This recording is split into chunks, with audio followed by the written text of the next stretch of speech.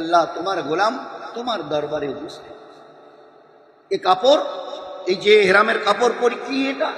ওলামা কেরামদের রায়, ওদের মত এটা যে ভাই আল্লাহ আপনাকে, আপনি বড় মালদার, ও বহুত বড়, আল্লাহ আপনাকে আপনার পরনের সমস্ত পোশাক খুলিয়ে দিয়ে মৃত্যু লোককে যেভাবে কাফনের কাপড় পরানো হয় ওইভাবে আপনাকে নিজের হাতে কাফনের কাপড় আল্লাহ পরিয়ে দিয়ে বলতে বলেছেন লাব্বাইক আল্লাহুম্মা লাব্বাইক। এই আল্লাহ তোমার গোলাম তোমার দরবারে মৌতের মতো হয়ে নিজেকে পেশ করেছে। আমার কাছে কিচ্ছু না, জামা না লুঙ্গি না পায়জামা না গেঞ্জি না আন্ডারপ্যান্ট, এগুলো সব হারাম। শুধু সেলাইবিহীন দুটো চাদর ছাড়া অন্য কোনো গায়ে কাপড় আমি রাখতে পারবো।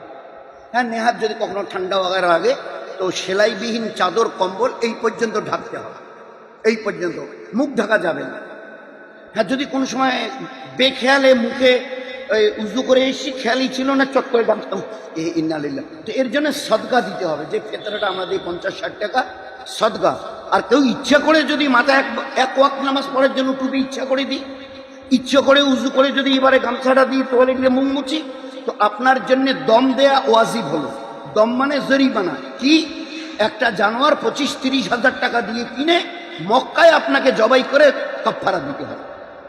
বাড়ি এসে দিলেও হবে না, আর মক্কা থেকে মদিনায় গিয়ে দিলেও হবে না।